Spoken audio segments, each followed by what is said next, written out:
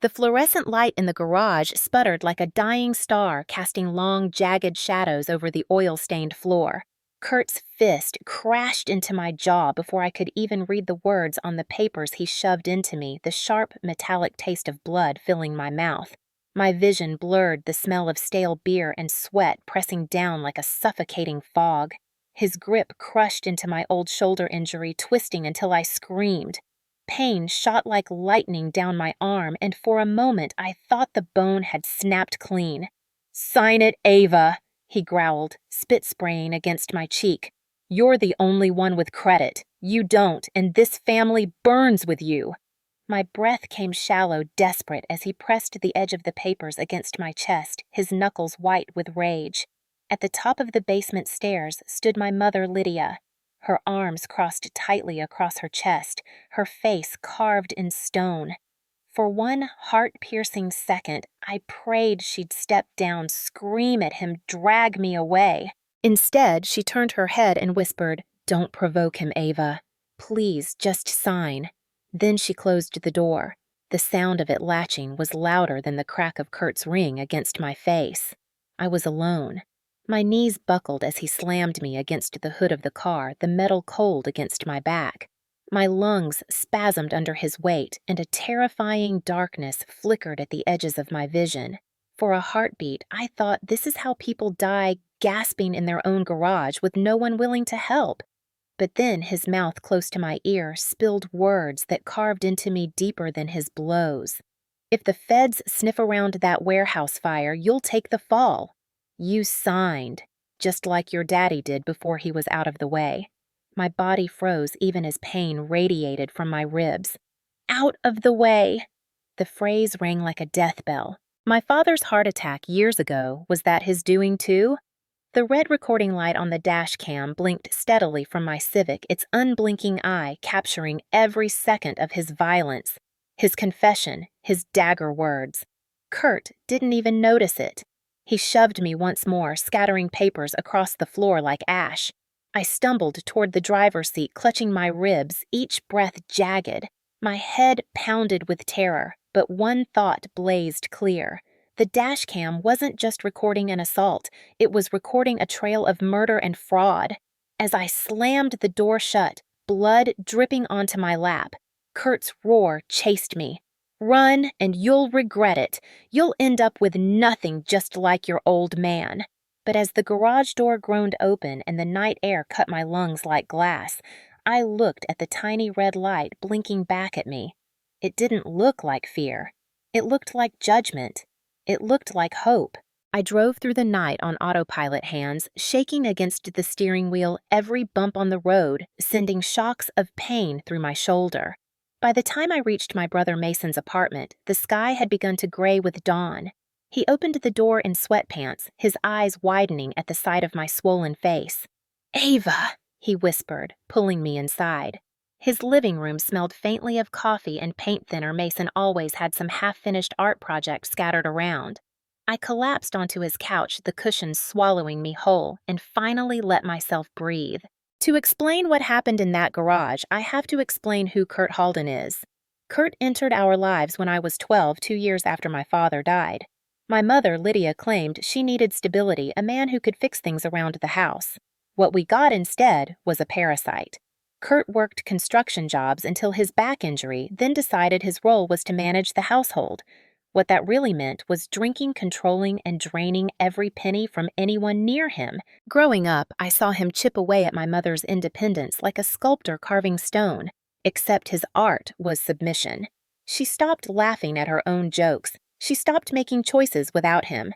And when I was old enough to push back, Kurt turned that chisel on me. If I scored well in school, he dismissed it. Book smarts don't pay bills. If I asked to join a school trip, he scoffed, "We're not wasting money on nonsense." I learned early that silence was safer. But it wasn't just words. There were bruises that never quite matched the excuses Lydia whispered. There were holes punched in drywall, slammed doors that rattled frames. And when Mason left for the Army at 18, Kurt's temper fell entirely on me. Mom's favorite line became, "Don't make this worse, Ava." He's under stress. Gaslighting polished to perfection. At 29, I thought I had outgrown him. I had a job in IT support, modest, but steady enough to rent my own small apartment. But the past few months, Kurt and Lydia convinced me to save money by moving back temporarily, promising it was only until I built up a down payment for a house. I wanted to believe them. I wanted to believe my mother could finally protect me. Instead, I walked into a trap. Within weeks, Kurt had started circling my credit score like a vulture. He pushed me to co-sign for his debts, claimed he just needed a quick loan for repairs. Every time I refused, his anger sharpened. Now, sitting on Mason's couch with an ice pack pressed to my jaw, I realized he had escalated beyond shouting or bruises. He had tried to make me sign away my future, and when I resisted, he had threatened my life with his words.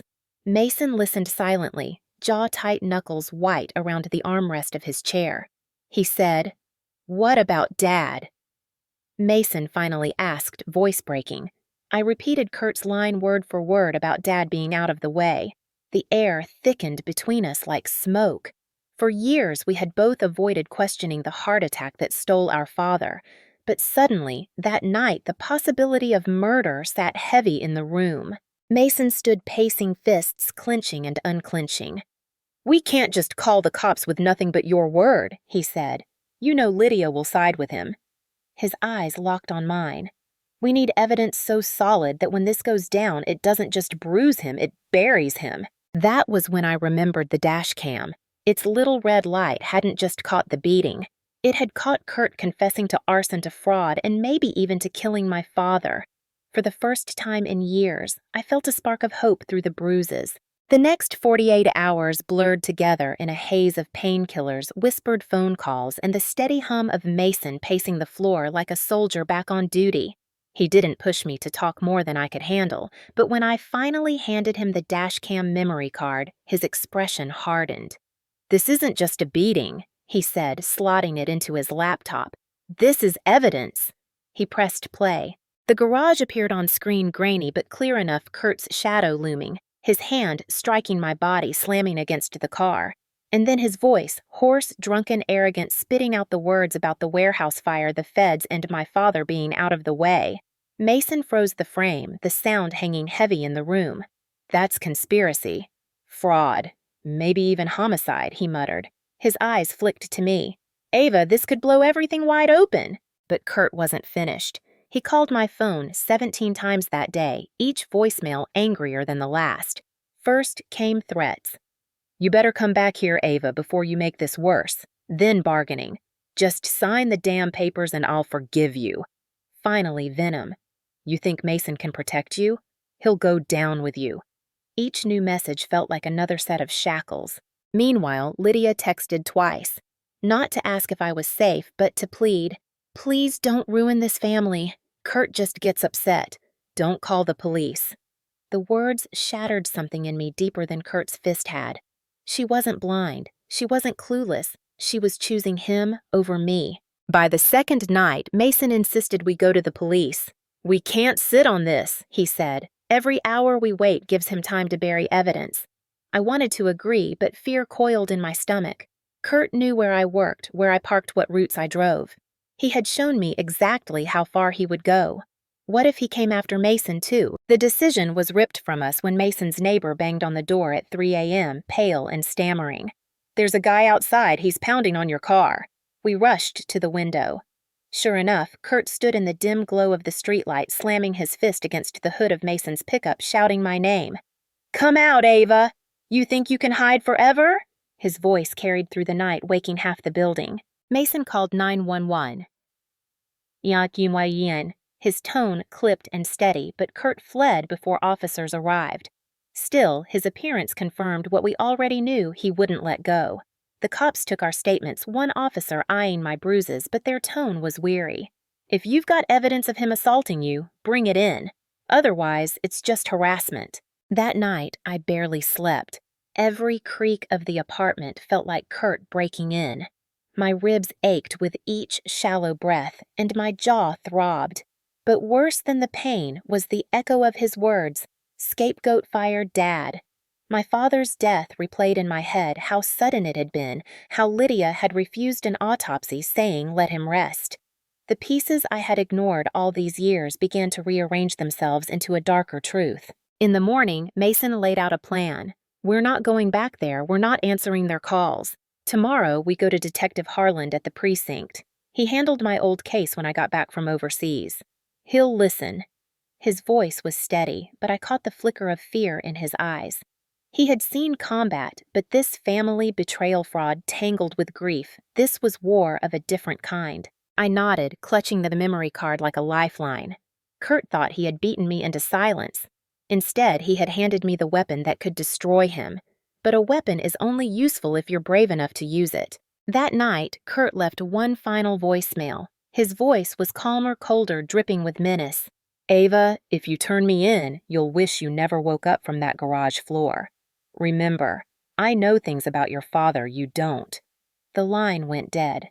My blood ran cold. The battle was no longer about bruises or forged papers. It was about the truth of what happened years ago and whether I could survive long enough to prove it. Detective Harland was taller than I remembered his presence, filling the precinct office like a stone pillar that had seen too many storms. Mason introduced us quickly, his voice carrying that edge of authority he still held from his Army years. I sat stiffly in the chair across from the detective, my ribs aching under the band of medical tape Mason had wrapped around me. I pushed the memory card across the desk with shaking hands. It's all there, I whispered. Harland slid the card into his computer, his expression unreadable as the DASHCAM footage flickered onto the screen.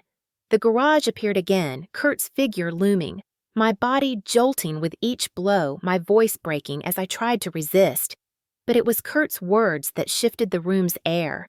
If the feds sniff around that warehouse fire, you'll take the fall. Just like your daddy before he was out of the way. The detective froze. The clip leaned back and let out a low exhale. That, he said, is not just domestic assault.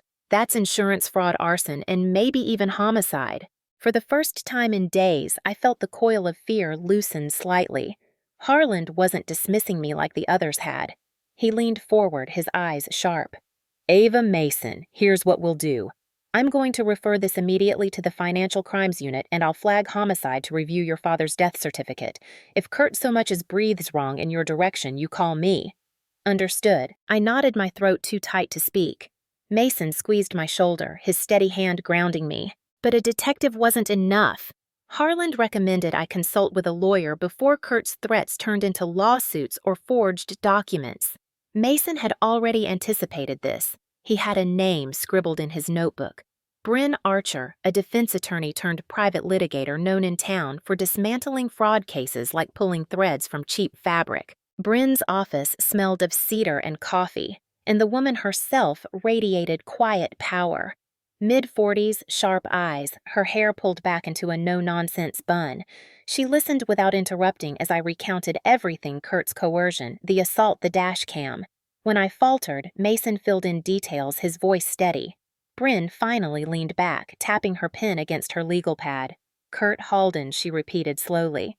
I've heard his name before. Bankruptcy filings, questionable contractors. This won't be his first tango with the law. She outlined the path ahead with precision. We'll secure protective orders immediately, and I'll file for an injunction to freeze any property transactions tied to your name. That DASHCAM footage will be entered as preliminary evidence. The more documentation we build, the less wiggle room he has. She paused, her gaze cutting into me. Ava, men like Kurt survive on intimidation and silence. You've already broken half his power by walking out with proof. Now we bury the rest with paper. Her words steadied me. Paper. Evidence, documentation. These were things Kurt couldn't scream away or punch into submission. For the first time, I saw a route forward that didn't end with me bleeding on a garage floor. Still, fear gnawed at me. That night, Mason and I stayed up at his apartment, poring over old boxes Mom had sent me years ago, documents, insurance policies, scraps of Dad's files. Somewhere in the dust and ink, I hoped we might find more. And we did. An old homeowner's policy with Kurt's forged signature, dates that lined up suspiciously close to the warehouse fire Kurt had mentioned. Mason whistled low, shaking his head. He's been practicing this a long time. The next morning, Bryn filed motions faster than Kurt could dial my number. A temporary restraining order. A fraud alert on my credit. By noon, Kurt's attempts to refinance the house under my name had been frozen. His rage erupted in more voicemails, each one darker than the last, but now they were evidence too. Every curse, every threat, every "you'll regret this" was another nail in his legal coffin. When Harland called later that week, his voice was steady but carried weight. "Ava, the medical examiner, has agreed to reopen your father's file." There were inconsistencies in the toxicology report. "Nothing conclusive yet, but it's worth looking at." My chest tightened, not with fear, but with grief. My father's face flashed in my mind, his warm laugh, his steady hands. Had Kurt stolen even that from me? Bryn didn't flinch at the new revelation. "Then we billed for both," she said calmly. "Assault and fraud for now. Homicide if the evidence follows." She looked me dead in the eye. "Ava, Kurt thinks he's invincible because Lydia protects him and because he's hidden behind paperwork for years. But evidence doesn't blink. Evidence doesn't forget. You've got more power than you think." That night, lying awake on Mason's couch, I repeated her words in my head. Evidence doesn't blink. Evidence doesn't forget. I wasn't just a victim anymore. I was the witness Kurt never meant to create, and soon I would be the reason his empire of lies collapsed. Bryn's office became our war room. For hours, the three of us sat surrounded by stacks of old files, printouts of bank statements, and the glowing playback of voicemail threats. Each piece of paper felt like a brick, and together they built the wall Kurt had always claimed was unshakable. But this time it wasn't protecting him, it was closing in. The DASHCAM footage was our cornerstone, but Bryn knew one clip wouldn't be enough to crush a man who had spent years slipping through cracks. "Kurt operates like a contractor gone rogue," she explained. "He leaves just enough paper trail to justify himself, but not enough to tie him down. We need to show a pattern fraud across years, not just one moment." So we dug. Mason retrieved boxes from our father's old storage unit, and inside them we discovered tax returns with signatures that looked eerily like Dad's, but the dates didn't match. Bryn leaned over them, brow furrowed. "These were filed after your father passed. That's forgery layered on tax fraud." Her voice was flat, but her eyes burned. I felt my stomach knot as memories returned my father's last weeks, the way Kurt had insisted on handling the paperwork after his funeral, waving off questions with "your dad wanted it this way." I had believed him because grief makes liars sound like saviors. Now the truth reeked like rot in those files. Meanwhile, Detective Harland called with updates. His team traced the warehouse fire Kurt mentioned ablaze from 3 years ago that had been ruled accidental. But the payout, $500,000, went to a shell company registered under Lydia's maiden name. "Your mother's name is all over this," Harland said quietly. I clutched the phone until my knuckles whitened, the betrayal pressing deeper. Lydia hadn't just stood by. She had signed her loyalty in ink. Bryn turned the knife of truth gently but firmly. "Ava, this isn't just Kurt. Your mother is complicit. Whether out of fear or greed, she's part of this web." Her words stung, but I couldn't deny them. Every text begging me to keep the peace wasn't just maternal cowardice. It was self-preservation for crimes she had tied herself to. Mason, restless, scoured Kurt's online footprint. He found contractor licenses revoked in 2 states, complaints buried in local forums, even a lawsuit that had quietly disappeared after a settlement. Each breadcrumb painted a portrait of a man who thrived on destruction and cover-ups. Bryn stitched the pieces together into a strategy. "We present this in phases. First, the assault restraining order's criminal charges. Second, financial fraud insurance forged signatures tax violations. Third, if evidence aligns homicide inquiry for your father. Each step builds credibility, so when the biggest accusation drops, the courts believe it." She tapped her pen against the DASHCAM still frame, Kurt mid-snarl. "This footage is the fuse. The rest is the explosion." Every night, Mason and I returned to his apartment, exhausted, our table buried in files. Fear shadowed me. Kurt's voicemails grew sharper, laced with threats against Mason now too. But anger fueled me more. I wasn't just fighting for myself anymore. I was fighting for my father, for the years stolen from him, for the silence forced on Mason and me. One night, Mason found an old voicemail saved accidentally on his phone, dated a week after Dad's death. Kurt's voice slurred but clear. "Got it done. Paperwork handled. No questions. Easy money." The timestamp aligned almost perfectly with the fraudulent tax filing Bryn had flagged.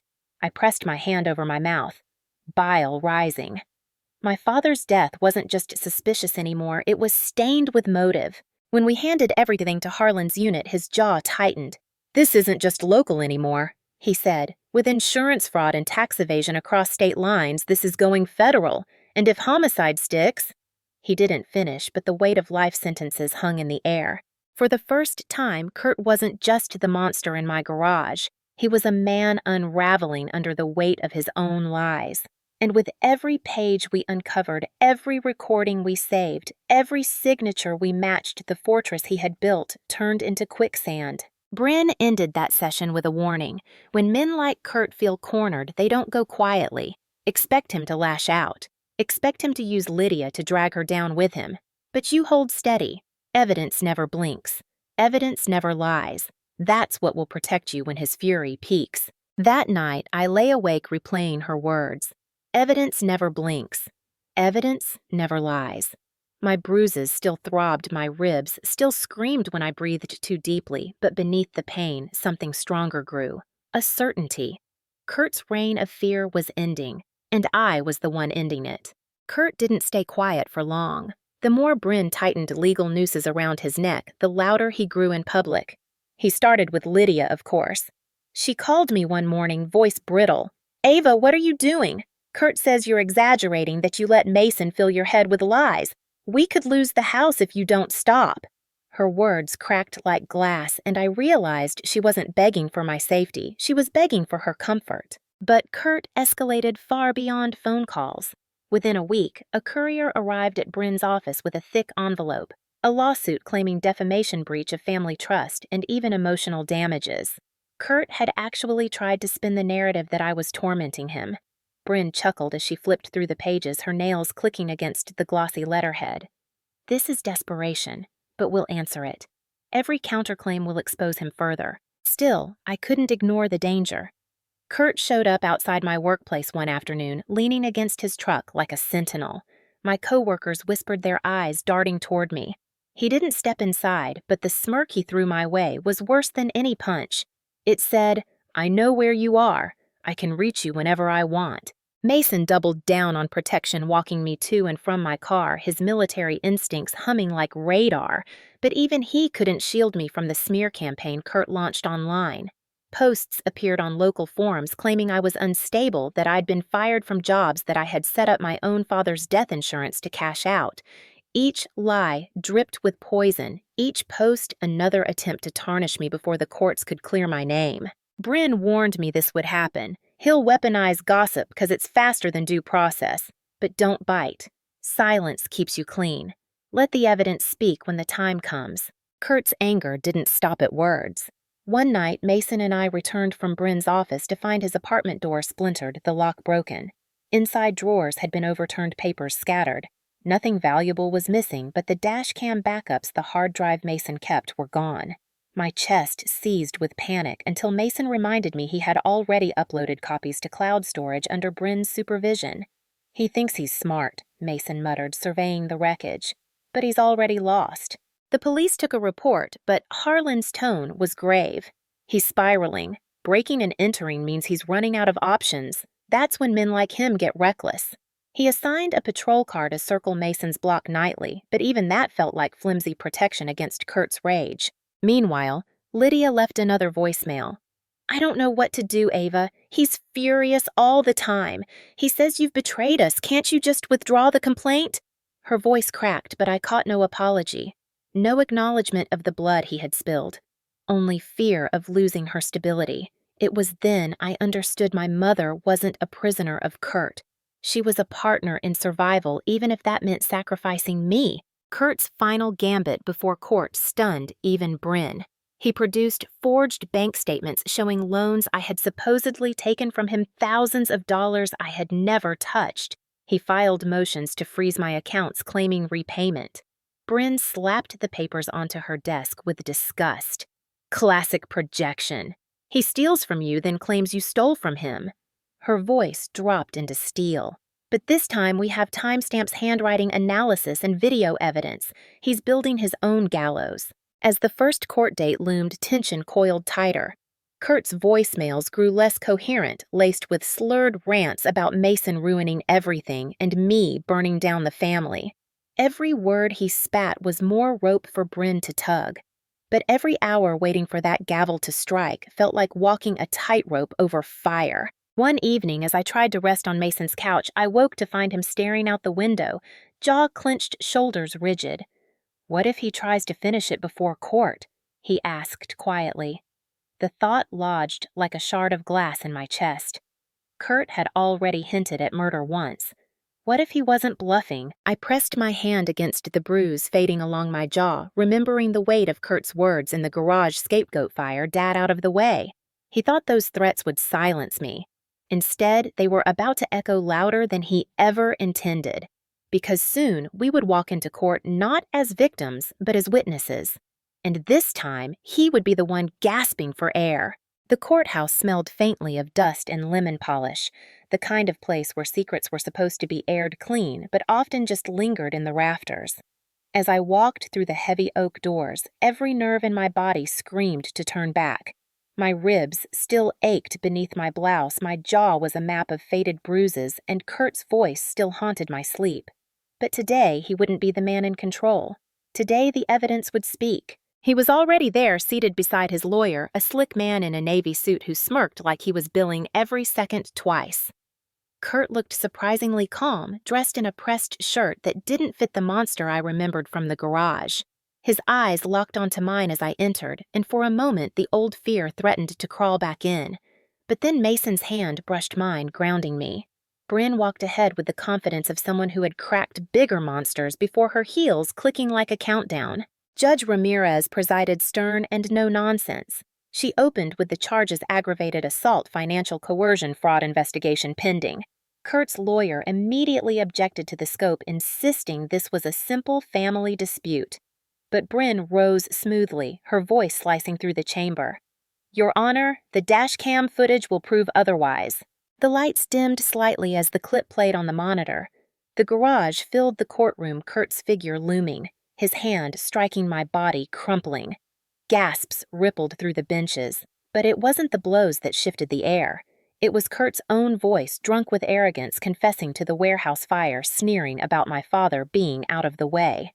Kurt lunged forward in his seat, face reddening. "That's taken out of context," he barked, but Judge Ramirez slammed her gavel once. "Sit down, Mr. Halden." His lawyer tried to spin excuses that Kurt had been emotional, that his words were figurative, but the damage was irreversible. Then came the voicemails.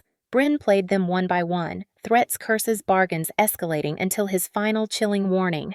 "If you turn me in, you'll wish you never woke up from that garage floor." The courtroom was silent except for his own venom echoing from the speakers. When it was my turn to testify, my legs trembled, but my voice did not break. I described the garage, the papers my mother watching silently from the stairs. I described years of coercion, of bruises explained away, of gaslighting so thick I doubted my own memories. At one point, Kurt sneered at me, but I kept my eyes fixed on the judge. For the first time, I wasn't telling my story to be believed, I was telling it because the evidence already proved me right. Mason took the stand after me, recounting Kurt's threats, the break-in, the stolen hard drive, and the voicemail about Dad. His voice shook with restrained fury. "He thought we'd never fight back," Mason said. "But he forgot something evidence never blinks."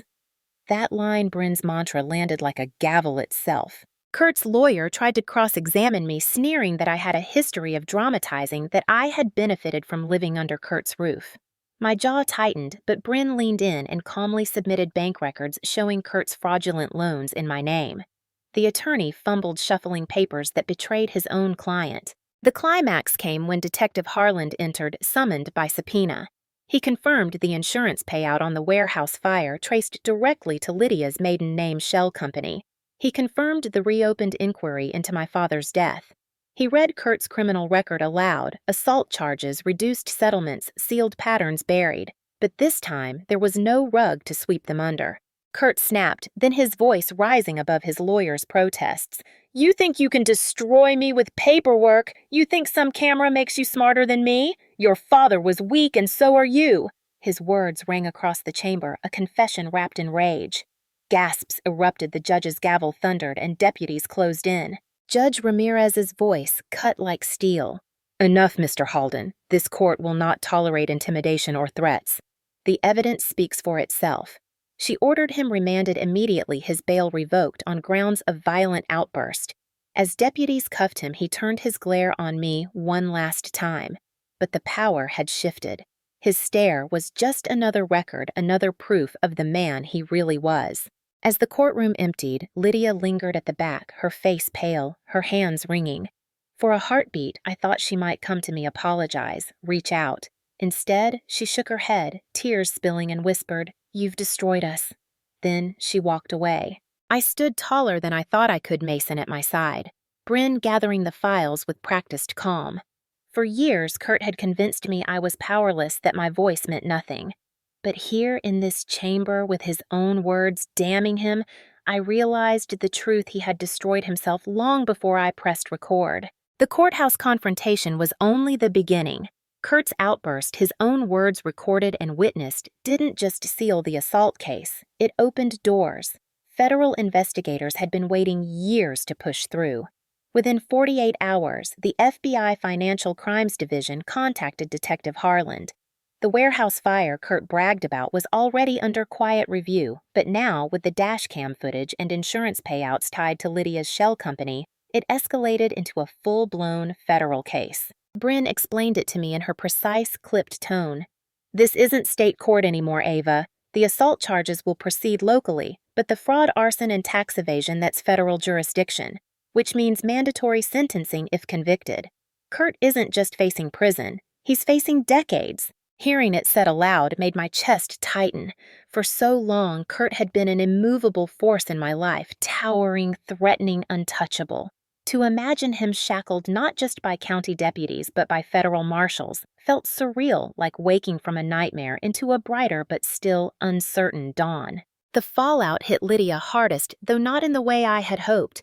Instead of breaking from Kurt, she doubled down. She hired her own lawyer, parroting Kurt's defense that she had been manipulated, that she hadn't known where the money came from. But the paperwork said otherwise. Her name was on incorporation documents, on checks, on deposits. Harland was blunt when he called me, "Your mother is looking at conspiracy charges. If she doesn't cooperate, she'll go down with him." I wanted to scream, to ask why she couldn't finally choose me over him. But somewhere inside, I already knew the answer. Lydia had long ago tied her survival to Kurt's. She would rather drown with him than swim toward me. Meanwhile, the community buzzed. Local news stations picked up the story: construction worker arrested on assault insurance fraud allegations. Kurt's mugshot plastered the screen, and neighbors, who once called him a tough guy but dependable, now shook their heads in disbelief. Anonymous tips poured into Harlan's office. More complaints about Kurt's shady contracting jobs, his intimidation tactics, his sudden wealth after suspicious accidents on work sites. The pattern Bryn had predicted was painting itself in bold strokes. For me, life became a whirlwind of depositions and interviews. Federal agents in dark suits sat across from me in conference rooms, asking about dates, signatures, details I had tried to bury in memory. Each answer reopened wounds, but Bryn sat beside me, steady as stone. "You're doing exactly what you need to," she would say. Every detail nails him tighter. Mason, too, became my anchor. He testified about the break-in, provided phone logs, even turned over old emails Kurt had sent him years ago demanding money. One night, exhausted, he admitted I thought leaving for the army meant I'd escaped him. But he always found ways to pull me back. "This time we finish it for Dad, for you, for both of us." The most shattering blow came when the medical examiner confirmed Harlan's suspicions. My father's toxicology report contained anomalies, levels of a sedative inconsistent with a natural heart attack. The original doctor had written it off as medication error, but with Kurt's confession about Dad being out of the way, homicide was now a formal charge on the table. I cried for hours that night, Mason's arm around me, as sobs racked my body. It wasn't just grief for my father, it was grief for every year I had lived believing his death was fate, when in reality, it had been theft. Theft of his life, of our family, of the chance for Mason and me to grow without Kurt's shadow. Bryn's voice cut through my despair during our next meeting. "This changes everything. Murder carries life without parole." Kurt thought he was clever hiding behind arson and fraud, but arrogance leaves footprints, and now his are everywhere. In the weeks that followed, Kurt's empire collapsed. Accounts, frozen properties seized, former allies turning on him to save themselves. Lydia, pale and drawn, shuffled in and out of hearings, her lawyer scrambling to negotiate cooperation deals. Kurt, once the loudest voice in any room, now sat silent in orange prison garb, his eyes darting, but his power gone. And me. For the first time in years, I could breathe without fear of his shadow falling across my door. The fight wasn't over. The trials ahead promised more testimony, more pain, but the balance had shifted. Kurt was no longer the predator. He was the prey, caught in the iron jaws of the law he thought he could outwit. The federal trial began on a cold January morning, the kind where the sky was an unbroken slab of gray and the courthouse steps seemed to swallow each footstep in silence. By then, months had passed since the first assault hearing, months of discovery depositions and motions that dragged me through every shadow Kurt had ever cast.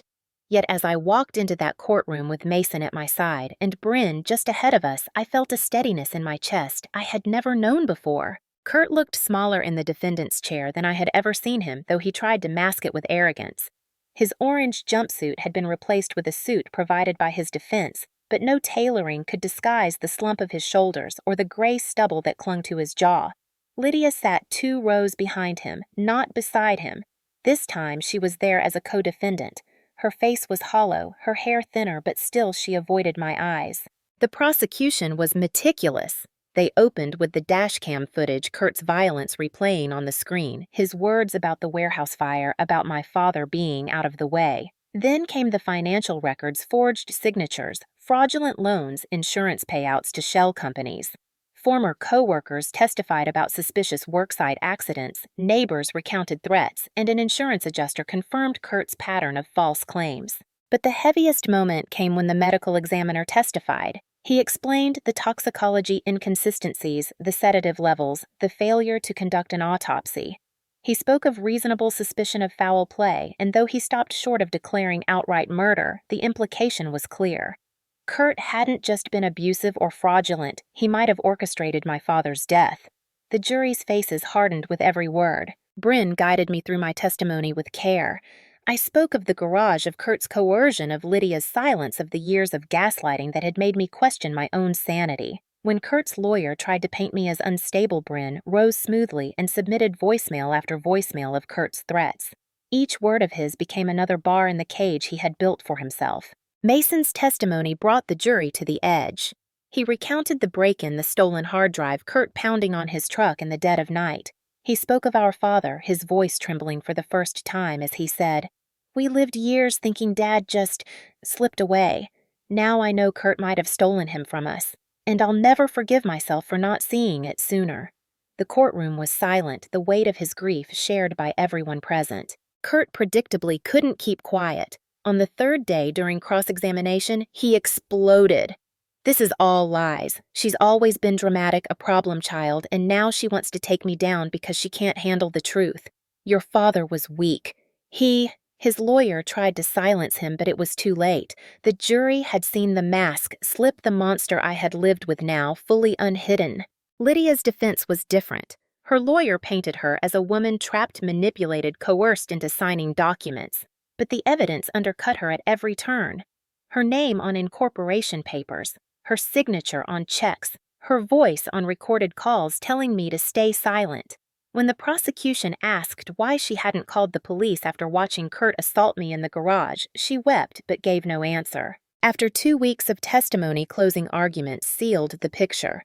The prosecution laid out Kurt's empire of lies, the violence, the fraud, the pattern of intimidation. Bryn, though not lead counsel, delivered a closing that echoed in my bones. Evidence never blinks. Evidence never lies. And the evidence in this case proves Kurt Halden built his life on fraud, on fear, on violence. Today, you have the power to end that. The jury deliberated less than a day. Guilty on all counts: assault, fraud, arson, conspiracy, tax evasion. The homicide inquiry remained open, but even without a murder conviction, the sentence was monumental. Judge Ramirez pronounced it with measured gravity. For your crimes, Mr. Halden, this court sentences you to life imprisonment without the possibility of parole. Kurt's face drained of color, his bravado collapsing in an instant. Deputies moved to cuff him as his eyes darted desperately toward Lydia. But she, too, was convicted conspiracy to commit fraud, aiding and abetting. Her sentence was lighter, a suspended 5 years with restitution, but it was enough to mark her complicity in the record forever. As Kurt was led away, he turned his head toward me, lips twisting into a final snarl. "You'll regret this." But the words fell flat, hollow, stripped of the power they once carried. For the first time, I didn't flinch. When the gavel struck for the last time, a silence swept the courtroom like a cleansing wind. Mason squeezed my hand, tears glinting in his eyes. Bryn nodded once, her expression calm but proud. I exhaled a breath I felt I had been holding for 15 years. The trial had not just sentenced Kurt, it had freed me. The courthouse steps were lined with reporters the morning after Kurt's sentencing.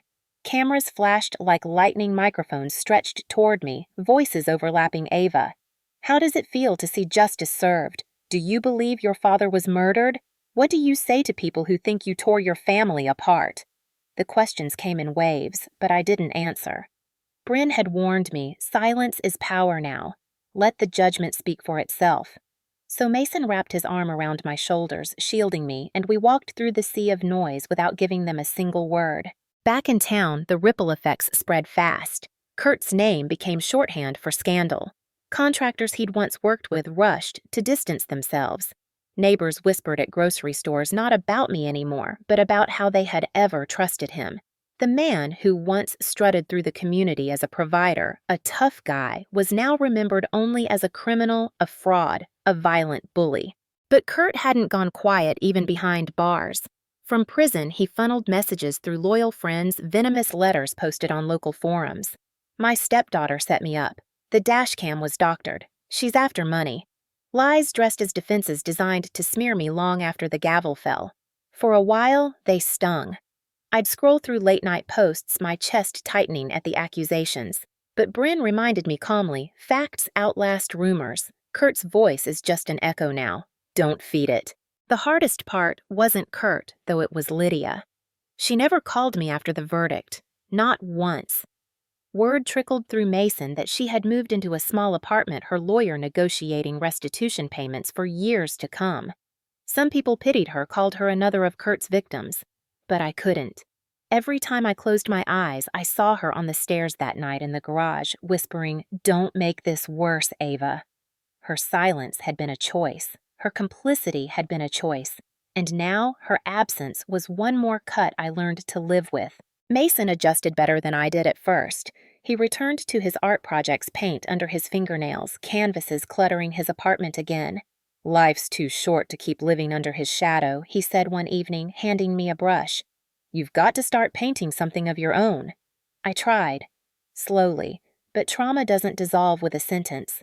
Nights were still heavy. I still woke sweating hearing Kurt's voice in my head. That was when Bryn suggested therapy. "You've fought a war, Ava," she said during one of our final meetings. "Soldiers need debrief. Survivors need space to rebuild." I listened, and for once I didn't argue. Word spread online, too. Some praised me for bravery. Others criticized me for airing family business. But I stayed silent, heeding Bryn's advice. Social media storms came and went, but the court records stayed. They told the truth far louder than I ever could. In quieter moments, though, I thought about Dad, about how his absence had carved so much of my life and how Kurt's hand might have been behind it all along. I lit a candle on his birthday, whispered an apology for not seeing sooner, and a promise. Your story is no longer buried. I'll carry it forward. The community's memory of Kurt rotted fast. His old pickup rusted in an impound lot. The house he once lorded over was seized and sold. His name, once shouted in bars and on job sites, faded into nothing more than a headline in archives, local contractor sentenced to life in federal fraud and assault case. And me, I began to reclaim the silence he had stolen. Silence not of fear, but of peace. No more slammed doors. No more bruises hidden under sleeves. No more whispered warnings from my mother. Just quiet mornings with coffee evenings spent with Mason's laughter echoing through rooms and the certainty that I had survived what was meant to break me. The smear campaigns dwindled, the forums forgot. Life began to settle. But one truth stayed carved in my bones: Kurt had wanted me to be the scapegoat. Instead, I had become the witness who ended him. Freedom didn't come in a single moment, not even with Kurt locked away for life. It came in layers and paperwork and slow victories that built on one another until I could finally breathe without his shadow on my chest. Bryn guided me through each step like a general dismantling a battlefield. First came financial disentanglement. Kurt had buried my name in a swamp of forged loans and fraudulent co-signatures. With the restraining orders permanent and his conviction secure, Bryn petitioned to nullify every contract tied to his schemes. Judges signed off one by one the mortgages, the fake credit lines, the phantom debts. Watching each document stamped void felt like reclaiming pieces of myself that had been stolen. Next came my mother's entanglements. Lydia's suspended sentence meant restitution payments to victims, to insurance companies, even to me. I didn't care about the money, but the symbolism mattered. For once, she was legally required to give back what she had allowed Kurt to take. Each installment that appeared in my account was less about dollars and more about acknowledgement. She could no longer pretend she was blameless. Mason insisted we take it further. We need to cut every cord, he said, flipping through Dad's old files one evening.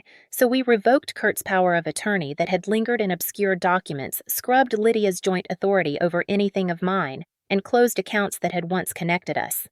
I even changed my phone number, the last tether to years of harassment. When I powered it off for the final time, I felt lighter than I had in decades. Work became more than a paycheck. It became proof. My company, once wary of the scandal circling my name, promoted me after seeing the way I handled pressure. IT support turned into project management, a title with respect, stability, and a salary that was mine alone. Kurt's sneer, book smarts, don't pay bills echoed in my memory, but now it was hollow a lie exposed by my own success. Mason thrived too. He sold his first painting, a haunting landscape of a storm breaking over calm water. "It's about us," he told me. "The storm's behind, the horizon's ours." I hung a print of it above my couch in the small but bright apartment I rented downtown, a space entirely mine, no ghosts of Kurt, no echoes of Lydia. Therapy helped stitch wounds invisible to courts. I learned to stop flinching when doors slammed, to remind myself that raised voices didn't always mean violence. Slowly, the nightmares thinned.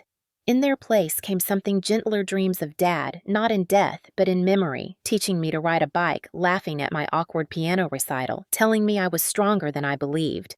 The financial freedom opened doors I had once closed. Mason and I pooled resources to settle Dad's old debts properly, the ones Kurt had twisted. We donated in his name to a local scholarship fund, ensuring his legacy was education, not fraud.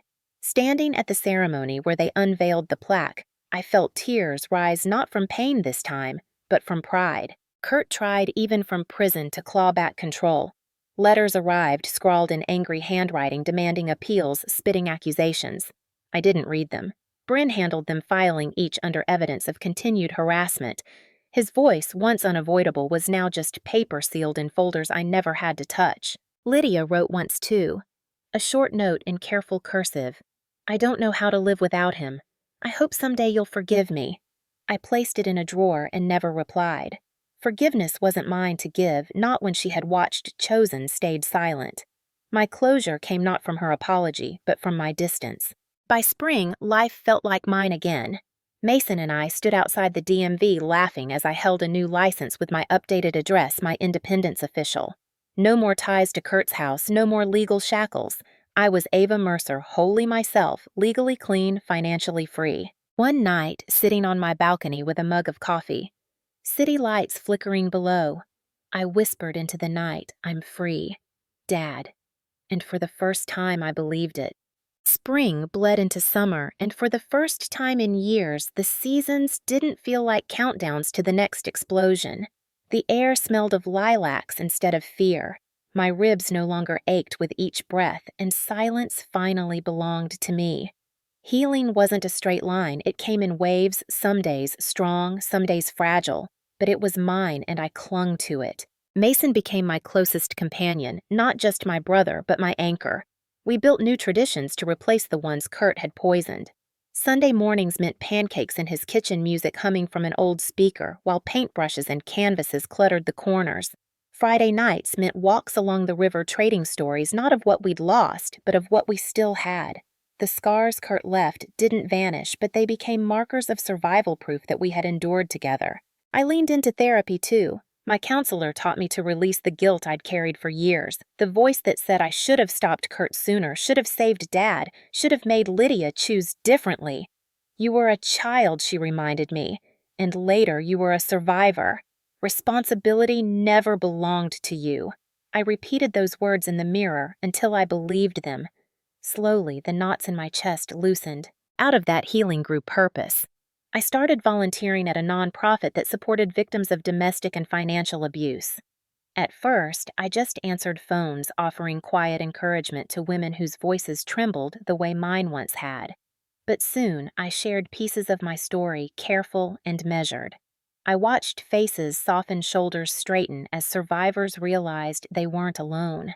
One woman clutched my hand after a support meeting and whispered, "You gave me hope." I walked home that night with tears of gratitude instead of grief. I named the project I co-founded with Mason Quiet Strength. He designed the logo, a steady red light glowing against a dark background, our nod to the DASHCAM that had saved me. The symbol became more than ours. It became a beacon for others who needed to know that silence didn't always mean defeat. Sometimes silence was the pause before you spoke the truth loud enough to shatter walls. Meanwhile, Kurt faded. Life in prison stripped him of the swagger he once carried. His appeals failed one by one. Letters stopped arriving. Rumors of fights inside circulated, but I didn't follow them. His story was no longer mine to carry. Lydia, too, became a ghost. I heard she moved again, living quietly under the weight of restitution. I no longer asked where.